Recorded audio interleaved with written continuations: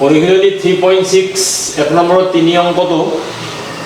এজন ছাত্ৰ সমাধান কৰি দিবলৈ কৈছিল মই কৰি দি আছো ভালকৈ চাবা এই চেপ্টাৰৰ অংক আহিব Originally 3.6 এৰ এটা অংক আহিব এটো চোৱা এতিয়া যেতিয়া অংকটা এনেকৈ থাকে 4/x plus 3/y তেতিয়া আমি 1/x এটা এনেকৈ প্ৰকাশ কৰি লব পাৰো 4 into 1/x plus 3 into 1/y ইখিনিৰ হলনি নতুন আখৰ ধৰি লব পাৰো p বা ইখিনি হলে নতুন আখৰ ধৰি লব পাৰো আমি q কিন্তু ইয়াত 3 into y আছে 3/y থাকা গৰে এই অংকটো আমি p আৰু q ধৰাৰ কোনো প্ৰয়োজন নাই অকল p ধৰিলে হ'ব মই অংকটো কৰি দিছো চোৱা এজন ছাত্ৰ অংকটো কৰি দিব কৈছিল ধৰা হল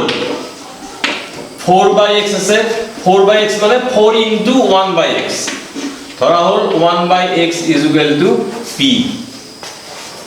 আৰু যেহেতু y টো ডিভাইডেড বাই হৈ থাকা নাই 3/y হৈ থাকা নাই y টো y হৈ থাকিব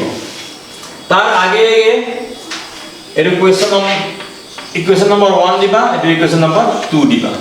এটা ইকুয়েশন নম্বৰ 1 তো আমাৰ কেনেকৈ হৈ যাব এক নম্বৰ সমীকৰণটো হৈ যাব আমাৰ 4/x আছিল 1/x মানে p গতিকে এটো হ'বগৈ আমাৰ 4p plus 3y is equal 14 এটো হল 3 নম্বৰ এটো y হৈ থাকিব 2 নম্বৰ সমীকৰণৰ পৰা 3/x এটো হ'ব 3p minus 4y is equal to 23 এতিয়া আমি 3 নম্বৰ আৰু 4 নম্বৰ সমীকৰণ দুটা সমাধান কৰিব লাগিব সমাধান কৰিলে আমি p ৰ মান পাম আৰু y ৰ মান পাম p ৰ মানটোৰ পৰা আমি x ৰ মানটো উলাম আৰু y ৰ মানটো y মানে হৈ থাকিব এতিয়া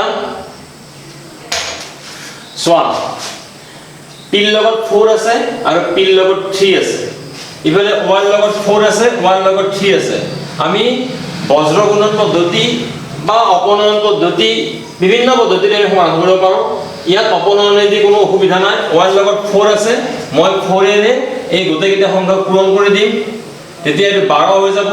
আৰু y ৰ লগত 3 আছে 3 ৰে মই গোটেইকেইটা সংখ্যা পূৰণ কৰি দিম তেতিয়া এটো 12 হৈ যাব y ৰ সহগটো মিলি যাব আমি 3 নম্বৰ সমীকৰণক 4 এৰে ইনটু কৰি দিম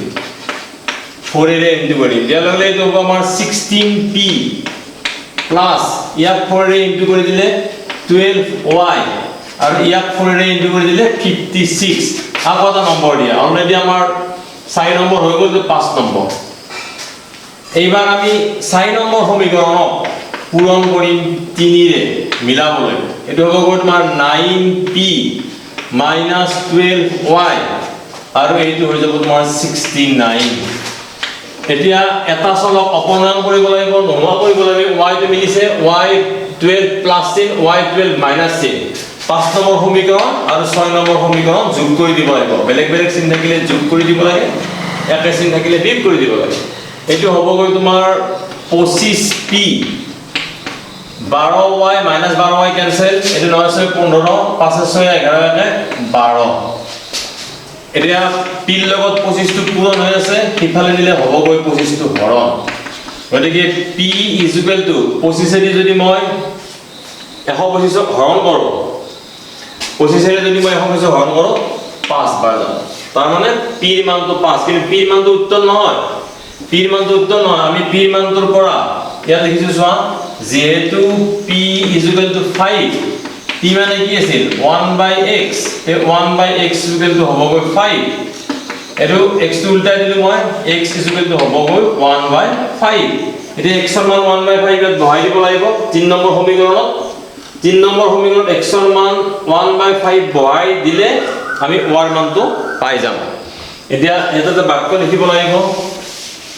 বাক্যটো লিখিব লাগিব এনেকে x is equal to বা p ৰ মানটো পাবো আমি p ৰ মান বহাই দিলে হ'ব p ৰ মান পাবো আমি 5 p ৰ মানটো বহাই দিলে x ৰ মানটো বহাই দিলে এই এক নম্বৰ সমীকৰণ বহাই দিব লাগিব এটা x নাই টু x নাই মই x থকা বলি x টু নাই এটা p ৰ মানটো বহাই দিব লাগিব p ৰ মানটো বহাই দিলে y ৰ মানটো পাবা এটাকে p is equal to 5 3 number সমীকৰণত বহুৱালে 3 নম্বৰ 4 নম্বৰ যিকোনো সমীকৰণত বহুৱাই দিয়া যদি x ৰ মানটো বহুৱাই দিব খোজো এক নম্বৰত বহাব লাগিব অলপ সুবিধা মানে 4p আছিল 4p হবে 4 into 5 হবো আর এই সমীকরণ নম্বর দিব না লাগে 4 into 5 এটা 4 5 গুণ 20 3y is equal to 14 বিয়োগ 20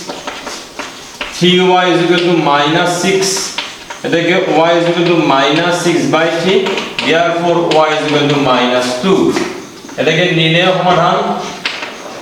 x এর মান আর y এর মান লিখিব লাগিব x এর মান হবগৈ 1/5